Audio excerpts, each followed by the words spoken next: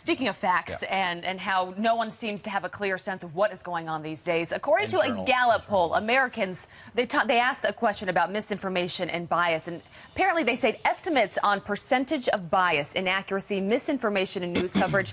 So according to people, 62% of the coverage that they see is biased. I'm actually surprised it's not higher than 62%. Where do you go to actually just get the facts today? Just get the stories. Well, other than Fox and Friends, of course. Yes, obviously. Come here. 44% believe it's inaccurate and 39% believe they're getting misinformation. So look, Time Magazine, with this cover, feeding right into it. This is one of the big reasons why people are not trusting the news. But I think, to be fair, you have to point out that it's the president's attacks, too. I mean, the president out there day after day saying this is fake news. Sometimes it is, and sometimes it's just a story he doesn't like.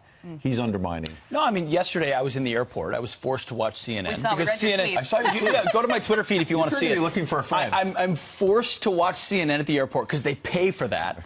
And so I watch. It's unbelievable, the Trump hatred on that channel. Their banners are permanently like, if we could impeach him, we would. It's what they talk about all day long. That's why people say it's biased, inaccurate, and misinformed, because they want both sides. Everyone has a perspective. Just give me both sides fairly, maybe kind of, sort of. MSNBC at least says we're liberal. CNN's like, no, we're good, we're biased, we're like New York Times, everything's straight world journalists here, everything's fine. No, you're all we all have our own biases. Acknowledge them, admit them. I'm a conservative, I tell you that, that's where I'm coming from.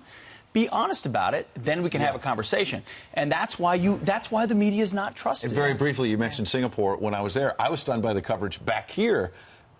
Almost all negative about the idea that maybe the president was bringing peace to the world. Maybe he was diffusing a nuclear war. That's bias. Enter a world where Obama had done that. You know it would have been. What an interesting perspective, though, to be all the way in Singapore and see how our coverage is here at home. Very interesting.